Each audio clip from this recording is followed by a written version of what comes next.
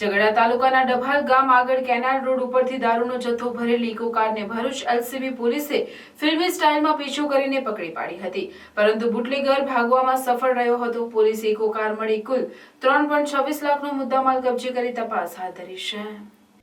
આગામી દિવસોમાં આવી રહેલા હોળી ધૂળેટીના તહેવારોને લઈ બુટલેગરો જિલ્લામાં દારૂ ઘુસાડી રહ્યા છે, પરંતુ તેમની આ તરકીબો પોલીસ નાકામ કરી રહી છે।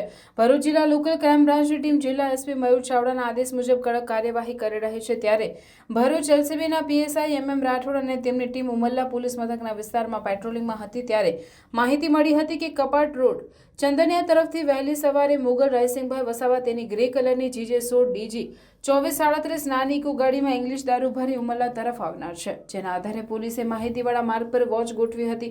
આ દરમિયાન માહિતીવાળી ઇકો કાર આવતા તેને રોકવા જતાં ચાલકે ગાડી ભગાવી દીધી હતી, જેથી એલએમસીબી પોલીસે પણ તેનો ફિલ્મ સ્ટાઇલમાં પીછો કરતા ગભરાઈ ગયેલ બુટલેગર કાર રોડની સાઈડમાં મૂકીને ખેતરોમાં ભાગી ગયો હતો।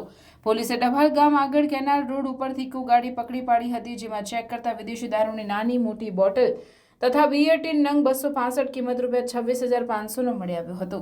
પોલીસે ઇકો ગાડી ચાલક મોગલ રાયસિંગભાઈ વસાવા રહેવાસી પહાડ ફળિયું ડભાલ ગામ તાલુકો ઝઘડિયાને વોન્ટેડ જાહેર કરીને ઇકો કાર મળી કુલ 3,26,500નો મુદ્દામાલ કબજે કર્યો છે।